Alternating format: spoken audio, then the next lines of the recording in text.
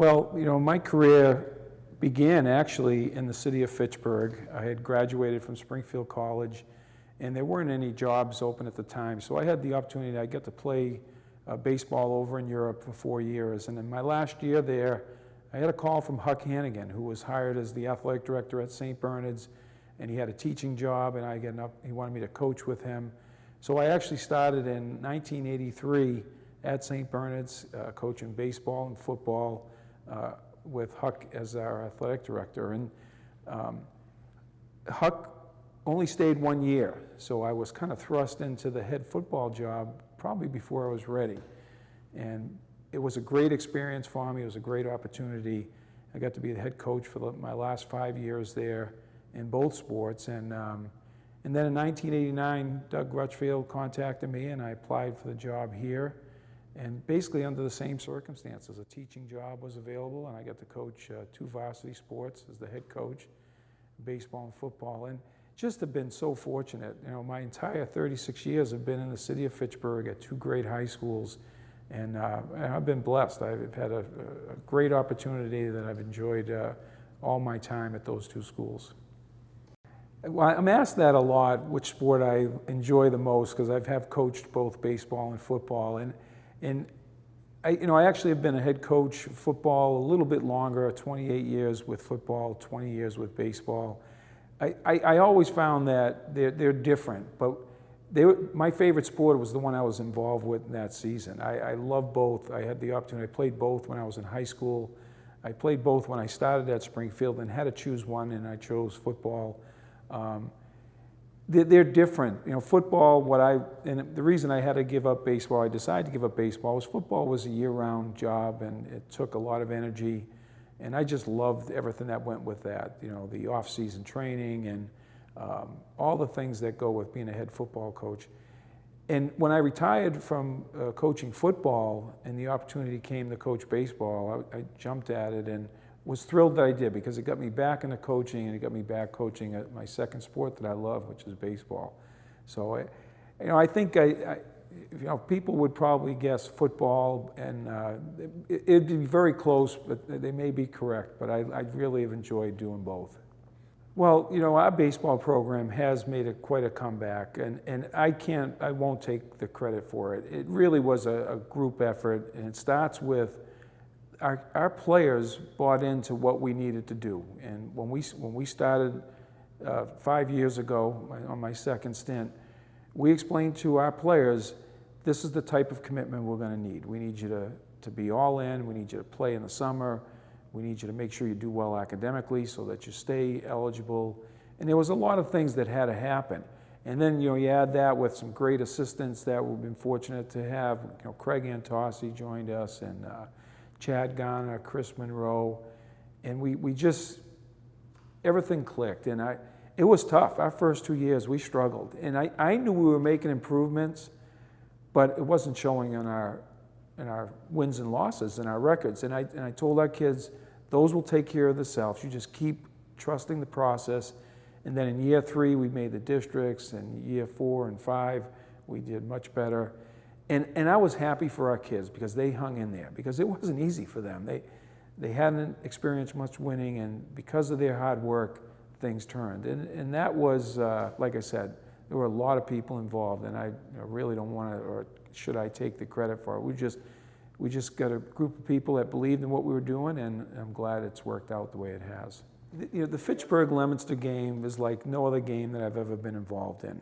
And I didn't know what I was getting into. I had never even seen a Fitchburg-Leominster game, because I either played when I was in high school, I played in the St. John, St. Peter's game, which was a pretty good rivalry. And then when I started coaching, I was always coaching at St. Bernard's, and even before that at St. John's as a volunteer. So I never even witnessed a Fitchburg-Leominster game firsthand. I had heard about it, but nothing prepared me for that first game. I was just, from the week and a half of practice before up until game time, it was overwhelming. And it took a while for me to get a real understanding of what it was all about, but that came quickly. And having been involved with it for 30 years, 23 as a head coach has been so special. There's nothing like it. I've been involved in a lot of athletic events, and nothing compares to the Fitchburg-Leominster game. I'm honored to have been a part of it, and no matter which ex-player I come in contact with that played football for us here, the communication or the dialogue usually ends up with, remember on Thanksgiving Day game our senior year, win or loss, that's what people remember, and it's so special, and it's great for our two communities, and I've just been very fortunate to have been a small part of it. You know, the Crocker Field Restoration Committee actually started my first year when I took over as an athletic director 17 years ago. And my goal as a new athletic director and a naive athletic director was basically we wanted to get turf, and that was my goal. And I went to Tom Lamey, who was the superintendent at the time, and I asked him, could I have permission to starting this group with the goal to get turf on Crocker. Because we were playing Brockton at the time, and they had turf. They were one of the few schools that did. But I felt that for our program to continue to grow, and for all of our teams at Fitchburg High School to have the opportunity to play on a great surface, that would be the way to go. So that's how the Crocker Field Restoration Committee started in its form that it is now. Don Woods had started something years before where he had raised money that went into the restoration. So we kind of combined those two efforts, and a lot has been done in that time. And we have a tremendous group of volunteers that have worked with us and helped us. And even though we have not gotten to my original goal of putting turf here, so many positive things have been done, and it's going to continue because we have a dedicated group, and they're going to keep working. And maybe one day we'll get turf, but we have already made the type of improvements that we needed to do to make this and to keep this as, you know, the gem that it is for our city. There were so many memories. You know, I think if I had to pick one instance, I will never forget the first win at Doyle Field, our first Thanksgiving Day win with us as a staff. That was in 1991, and that propelled us to the Super Bowl, which we won against North Middlesex. But I remember being on Doyle Field, and it was a beautiful day. It was a little warmer than usual, and we ended up winning 14-0. Our kids played great. We had a fantastic team. And I remember people coming up to me, and I was shocked at what this game meant to so many people. And I'm talking about fans, alumni, elderly people who said, I've been waiting so long for this day, you don't know what this means. And that really hit me, you know, what this game really means to our community. And so, you know, that game will stick out in our mind, because we had been down for a while when it comes to the Fitchburg-Leominster game, and that set off a pretty nice run for us. And our kids, I was thrilled for our kids, but on that moment, I was thrilled for our community. It meant so, I realized how much it meant to the city of Fitchburg and to our school, and I was just happy that we were able to do that. And then the other thing I would say is, there are so many other great games, but what I'll take away from being here in Fitchburg for the last 36 years between the two schools are the relationships that I've had the opportunity to build with players, coaches, teachers, colleagues. That's what you take with you. You know, wins and losses, those are all great, but those relationships are something I'll never forget. I very good friends. I feel like I'm very good friends with many of the former players. When I see them, it's just awesome to catch up. Assistant coaches that I've had the pleasure of working with, and even coaches that we've coached against. Again, those relationships are what I'll never, ever forget. Well, you know, first of all, having the opportunity to work with Doug Grutchfield, and I've worked with some giants in the fields that I've been involved with, you know, whether it be Huck Hannigan or, you know, Bill White from St. John's, Marco Landon, and then of course Doug was the perfect person for me to learn as a young coach, you know, aspiring to be an athletic director, and Doug appointed me as his assistant athletic director right away, gave me some duties, but really just kept me in the loop of what's going on.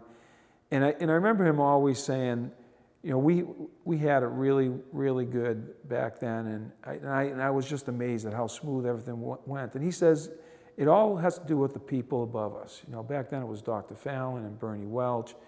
And he says, those are the people that really help us to be successful. And I've always remembered that and have been so fortunate that I've had the opportunity to work with, or continue to work with, great superintendents and great principals who understood the importance of educational athletics and how important a strong co-curricular program is to a school and a school setting.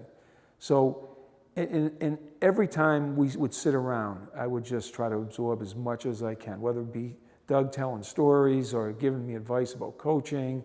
And he was the most supportive athletic director anyone could have. And I remember when I was considering whether I wanted to leave St. Bernard's and come here or not, my concern was, and I didn't know Doug well, you know, I was the AD at St. Bernard's at the time, and we worked together a little bit, but I knew him as the basketball coach, and I knew how good basketball was. And I was worried, you know, would I be going to a school that only cared about basketball? And I remember contacting John Young, who was the AD at North Middlesex. And John said, you will love working with Doug. And he just knew, he goes, he'll be supportive, he'll help you in any way, and he's a great person to be around. And it couldn't have been more true. I was just so lucky to spend my first years up until, you know, it might have been the first 12 years, 13 years, working with him when he was the athletic director. And I learned so much, and hopefully I was able to relay some of that to people who I've been able to work with as coaches and assistant coaches. Well, you know, Devin Gates, it's interesting, when Devin was named head coach at Leominster, that day I got a call from him. And his first words were, Coach, I wanted to give you a heads up. I wanted you to hear it from me, but I've just taken the job as the head football coach at Leominster High School. And my reaction was, Devin, congratulations. I couldn't be happier for you. I told him I'll be rooting for him in every single game he coaches except for the one on Thanksgiving. And he said, totally understandable, but he goes, I wanted to thank you. And you know, we had a great conversation. And he doesn't need advice from me, but the only thing that I would say in terms of, and he played in the Fitchburg-Leominster game, and you know, the two programs are so storied, and he's going to get a lot of advice. But what I would say to Devin is, be yourself, because he's very qualified. He's a great person. He's going to bring more to that position than just a great football coach. He's a great person, and I'm sure he's going to be successful, and I know he'll do it the right way. He was a great player when he played for us. He's a high character person, and again, he has what it takes, and I'm sure he's going to do a great job. Well, first of all, you know, working at Fitchburg High School for 30 years, it's been a joy. I don't feel like it's been a job. I've done it the best that I can, and I've, again, been so fortunate to come in contact with so many great people. In terms of retirement, I want to do something. I want to do something different. So my goal is to look for something part-time, something where I can work and hopefully stay involved in athletics a couple days a week. And one thing I know I'm going to do is I'm going to hang out with my grandsons as much as I can, maybe help my daughter and son-in-law out with a little babysitting, and that I know I'm going to do, and that's what I really look forward to.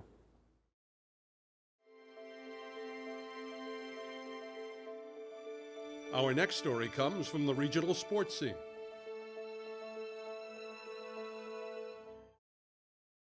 Well, I was able to help Fitchburg out. I coached middle school, the first middle school team that Fitchburg had, and it lasted a couple of years.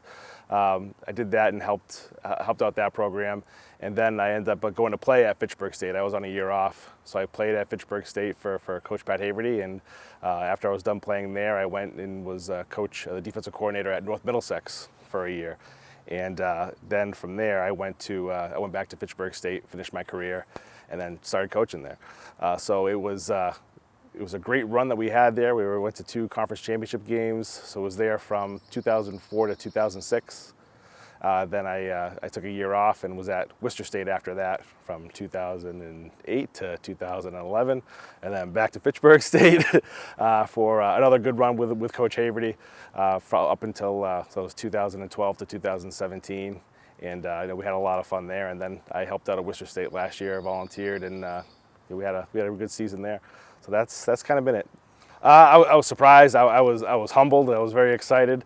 It's something that I thought long and hard about before I made the decision to include myself. I had been kind of in talks with the other 2 finalists for the job and was hoping to be a part of their staffs either way. So I was planning on being at Leominster. I was hoping to be at Leominster, and when they called and said to come in and kind of went in that direction, then I was ecstatic. So it's something I really thought long and hard about with my wife and moving out of college football, and really wanted to do something. I love the community here, so I want to be able to do something to help out the community a little bit more than coaching the college football. The color change that's really all it is. It's a color change for me. I look at it as, I love my community now and living in Leominster. I love the school, and I love helping and coaching and teaching kids, and that's what it's really all about. We have a lot of the same type of kids, same types of families, same backgrounds as a lot of the kids from Fitchburg. So to be able to help them and be able to coach, in this situation, I'm really lucky about it. It's not, for me, it was an easy decision. My kids are going to be. I live in Leominster now. My kids are going to be going through Leominster schools, so for me, it's really where I wanted to help and have an impact. Well, it's a lot. It starts with the coaches. Now we're trying to get all the coaches up to speed. Defensively, we're not going to be changing much from what we're doing, maybe a couple wrinkles, but that side of the staff has really stayed consistent.